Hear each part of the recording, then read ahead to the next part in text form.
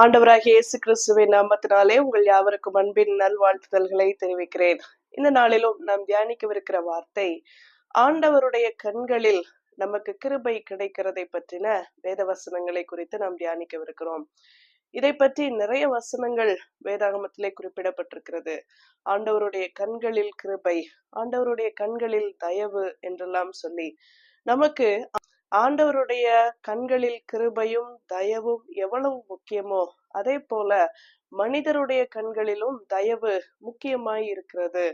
ஆண்டவருடைய கண்களில் கிருபையை பெற்றவர்கள் ஏராளமான பேர் வேதாகமத்திலே தரப்பட்டிருக்கிறார்கள். ஆண்டவருடைய கண்களில் கிருபையை பெற அல்லது தயவை பெற அவர்களிடத்தில் காணப்பட்ட பண்பு என்ன என்பதை குறித்தும் சற்றே நாம் தியானிக்கலாம். என்னாகமம் 32:5 வசனம் இப்படியாக சொல்கிறது, உம்முடைய கண்களில் எங்களுக்கு தயை கிடைத்ததானால் எங்களை யோர்தான் நதிக்கு அப்புறம் கடந்து போக பண்ணீராக, இந்த நாட்டை உமது அடியாருக்கு காணியாட்சியாக கொடுக்க வேண்டும் என்று சொன்னார்கள். இதை சொன்னது யார் என்றால் ரூபன் மற்றும் காத் புத்திரர் யோர்தானை தாண்ட விரும்பாதபடி நாங்கள் இந்த பக்கத்திலேயே தங்கி விடுகிறோம், எங்களுடைய காணியாட்சியை இங்கேயே தாரும் என்று சொல்லி அவர்கள் கேட்கிறார்கள். அவர்கள் கேட்கிற முறை மிக ஏற்றுக்கொள்ளக்கூடிய ஒன்றாக இருக்கிறது. மோசேயையும் மற்ற பிரபுக்களையும் பார்த்து அவர்கள் குறிப்பிடுவதை நாம் பார்க்கிறோம். எரேமியா 31:2, பட்டயத்திற்கு தப்பி மீந்த ஜனம் வனாந்திரத்தில் இரக்கம் பெற்றது, இஸ்ரவேலுக்கு இளைப்பாறுதலை கட்டளையிட போகிறேன் என்று கர்த்தர் சொல்கிறார். எரேமியா தீர்க்க தரிசன புத்தகம் நாம் அறிந்தபடி அந்த எக்ஸைல் அந்நிய தேசத்தில் அடிமைகளாய் இருந்த போது எழுதப்பட்டது என்று சொல்லி நாம் பார்க்கிறோம். அந்த நேரத்திலே அந்த தீர்க்கதரிசிக்கு ஆண்டவர் உரைத்த வார்த்தைகள் என்று நாம் பார்க்கிறோம்.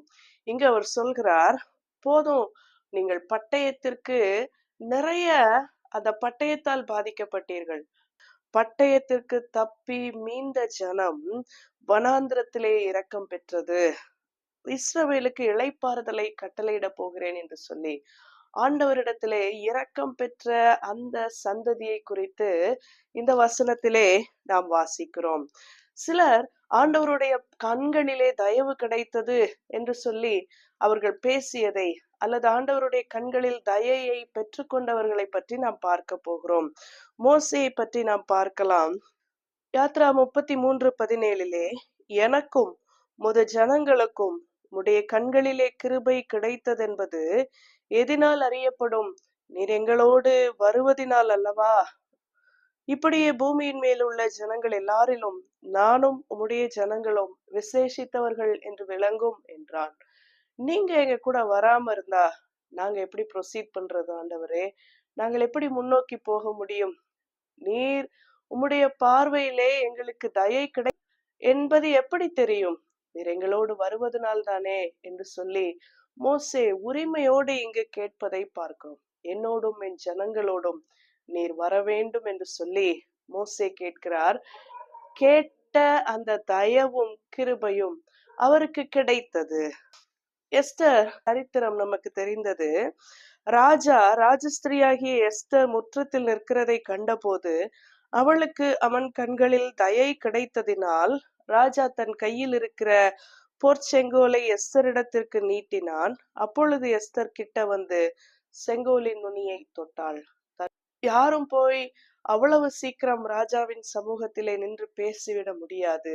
எஸ்தர் இங்கு ஒருவித பயத்தோடு இருந்திருப்பாள். ஆனால் அதற்கு முன்பதாக மனுஷனுடைய தயையை பெறுவதற்கு முன்பாக அவள் ஆண்டவருடைய சமூகத்திலே காத்திருந்திருப்பாள்.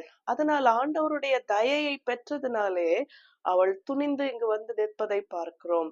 அங்கு ராஜாவினுடைய கண்களிலே அவளுக்கு தயை கிடைத்ததினாலே, ஃபேவர், ஒரு தயை அவள் பெற்றுக்கொண்டதினாலே அவள் செங்கோலை அசைக்கிறான். உடனே அவள் உள்ளே வந்து ராஜாவினிடத்திலே பேசுவதை நாம் பார்க்கிறோம். ராஜா என்ன வேண்டும் என்று சொல்லி கேட்கிறார். விருந்து ஆயத்தம் பண்ணி இருக்கிறேன், நீங்கள் வர வேண்டும் என்று சொல்லி விருந்துக்கு வர வைத்து அடுத்த ஆமானுடைய முடிவை எல்லாம் நாம் வாசித்திருக்கிறோம். அடுத்தது தாவீதை குறித்து நாம் வாசிக்கிறோம். தாவீதுக்கு ஆண்டவருடைய பார்வையிலே தயவு கிடைத்தது என்று பார்க்கிறோம். அவன் பெரிய அரசனாக மாறுவதற்கு முன்பாக அவன் ஆடுகளை மேய்த்து கொண்டிருந்தான். ஆடுகளை மேய்த்து கொண்டிருந்தவன் மேல் ஆண்டவருடைய தயை இருந்தது. ஆண்டவருடைய கிருபை அவனுக்கு கிடைத்தது. அவன் ராஜ்யங்களுக்கு தலைவனானான். யுத்தத்திலே பெரியவனானான்.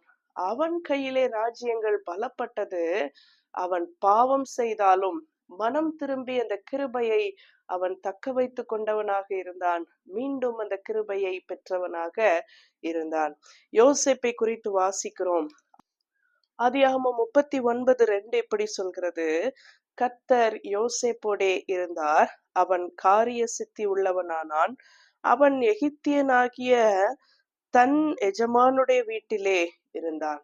கர்த்தர் யோசேப்போடே இருந்தார் என்பது அவர் கண்களில் அவனுக்கு கிருபை கிடைத்ததற்கான ஒரு அடையாளம். யோசேப்பு யார்? அவன் அடிமையாக விற்கப்பட்டவன். வாழ்க்கையின் பெரும் பகுதியை அவன் சிறைச்சாலையிலே வீண் பழி போடப்பட்டு கடத்தி கொண்டிருந்தான். ஆனாலும் அவருடைய கண்களிலே அவனுக்கு கிருபை கிடைத்தது. அதனால் ஆண்டவர் அவனோடு இருந்தார். காரிய சித்தி உள்ளவனாக இருந்தான். அவன் அங்கு எஜமானுடைய வீட்டிலே அவன் பெயர் பெற்றவனாக விளங்குவதை பார்க்கிறோம்.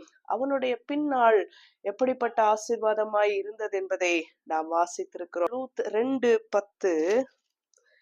அப்பொழுது அவள் தரையிலே முகங்குப்புற விழுந்து வணங்கி, நான் அந்நிய தேசத்தாளாய் இருக்க நீர் என்னை விசாரிக்கும்படி எனக்கு எதனாலே உம்முடைய கண்களில் தயை கிடைத்தது என்றாள். ரூத் ஒரு மோவாபிய ஸ்திரீ. தன்னுடைய மாமியாகிய நகோமியோடு கூட பெத்லெஹேமுக்கு திரும்பி வருகிறாள். அந்த இடத்திலே உணவுக்காக, அவர்களுக்கு எந்த சோர்ஸும் கிடையாது. அவள் உணவுக்காக வயல்களிலே அந்த கோதுமையை எடுக்க செல்கிறாள். வார்கோதுமை அறுத்து கொண்டிருக்கிற நேரம். அந்த நேரத்திலே அதை பொறுக்கிக் கொள்ளும்படி அவள் போகிறாள். இங்கே அவளுக்கு சிறப்பு சலுகைகளை போவாஸ் தருகிறாள்.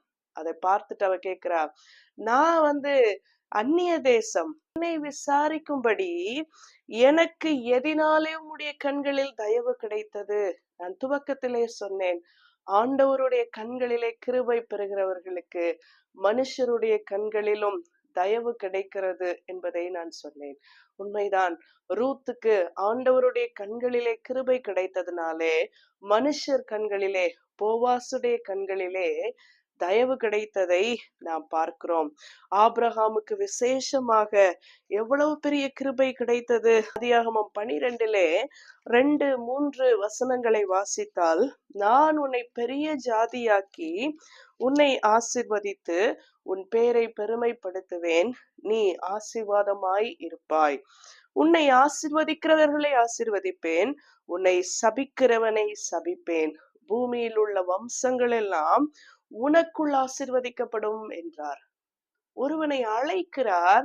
அவன் ஆண்டவரை நம்பி தன்னுடைய இனத்தை, தொழிலை, வழிபாட்டை விட்டு ஆண்டவரை பின்பற்றி வருகிறான். அவர் மேல் நம்பிக்கையை வைக்கிறான். அவரை பின்பற்றுகிறான். அவருடைய வார்த்தைகளை உள்ளபடியே அவன் விசுவாசிக்கிறான்.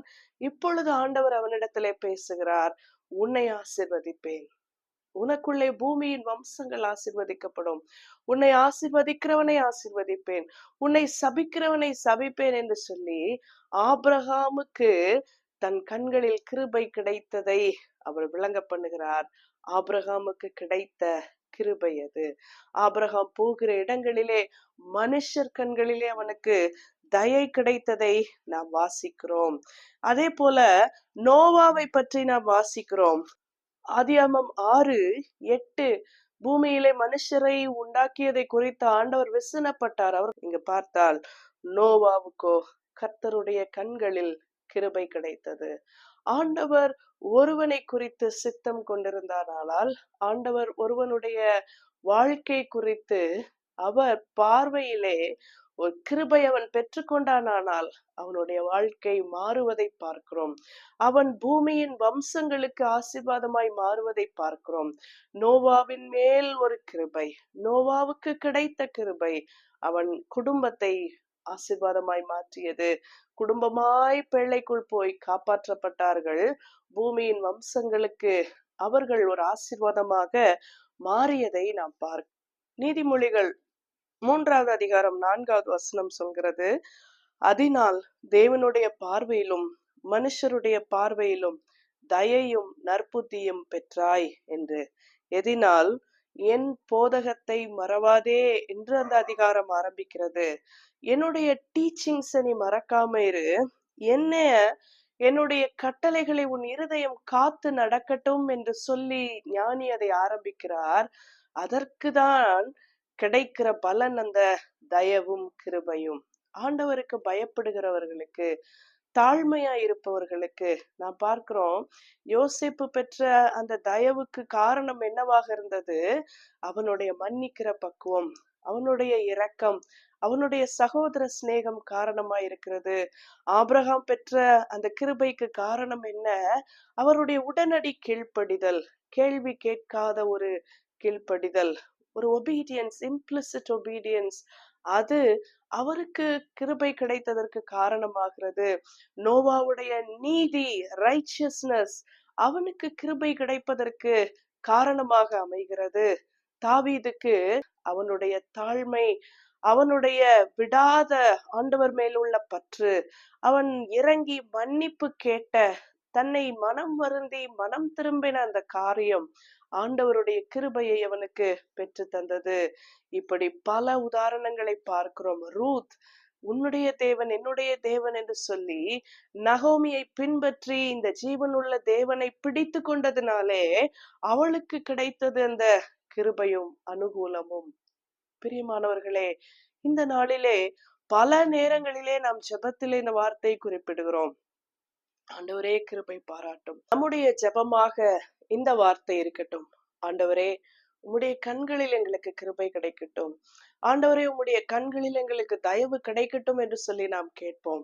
அதற்கு முன்னதாக நம்முடைய இருதயத்திலே அவருடைய கட்டளைகளை பதித்து வைத்திருக்கிற அந்த மனப்பக்குவத்தை நாம் பெற்றுக்கொள்வோம். மனுஷருடைய பார்வையிலும் தயையும் நற்புத்தியும் பெற்றாய். எதனால்? அவருடைய கட்டளைகளை இருதயத்திலே வைத்திருப்பதினாலே. இன்று நீங்களும் நானும் அவரது கட்டளைகளை, அவர் நமக்கு தந்திருக்கிற பிரமாணங்களை இறுக பற்றி கொண்டவர்களாக இருப்போமானால், நாம் பார்த்த இந்த நபர்களுடைய வாழ்க்கையில் இருந்த மன்னிக்கிற பக்குவம், தாழ்மை, அன்பு, இரக்கம் செய்தல், கீழ்ப்படிதல், இந்த குவாலிட்டிஸ, இந்த தன்மைகளை நாம் பெற்றிருப்போமானால் நமக்கும் ஆண்டவருடைய கண்களில் நிச்சயம் கிருபை கிடைக்கும். ஜெபிப்போமா? கிருபையுள்ள நல்ல ஆண்டவரே, நீர் எவ்வளவு அன்பானவர். ஒவ்வொருவருடைய வாழ்க்கையிலும் எவ்வளவு அற்புதங்களை செய்திருக்கிறீர். இந்த நேரத்திலும் உடைய கண்களில் எங்களுக்கு கிருபை கிடைக்கும்படி நாங்கள் இணைந்து ஜெபிக்கிறோம். எங்களுடைய தன்மைகள் மாறட்டும் சாமி, எங்களுடைய சுயம் மாறட்டும். நீர் கற்றுத்தருகிற கீழ்ப்படிதலை உம்முடைய அழைப்புக்கு இணங்கி நாங்கள் பெற்றுக்கொள்ள, உமக்கு பயந்திருக்க, கற்பனைகளை மனதில் பதித்து வைக்க, மன்னிக்க, பிறரை நேசிக்க, ஆண்டவரே மனம் திரும்ப எங்களுடைய வாழ்க்கையை ஒப்பு கொடுக்கிறோம். நாங்கள் இவைகளை எல்லாம் செய்யும் போது, நீதியாய் வாழும் போது, இரக்கம் செய்யும் போது நீர் எங்களுக்கு தயவு பாராட்டுகிறவராய் இருக்கிறீர். உம்முடைய கண்களில் எங்களுக்கு கிருபை கிடைக்கும் என்று நாங்கள் நம்புகிறோம். நீர் அப்படியே எங்களுக்கு கிருபை பாராட்டி, நாங்கள் போகிற இடங்களிலே, நாங்கள் பேசுகிற இடங்களிலே, நாங்கள் செயல்படுகிற இடங்களிலே எங்களுக்கு நீர் ஜெயத்தை தர வேண்டுமாய் ஜெபிக்கிறோம். இயேசுவின் நாமத்தில் மன்றாடுகிறோம் நல்ல பிதாவே. ஆமேன்.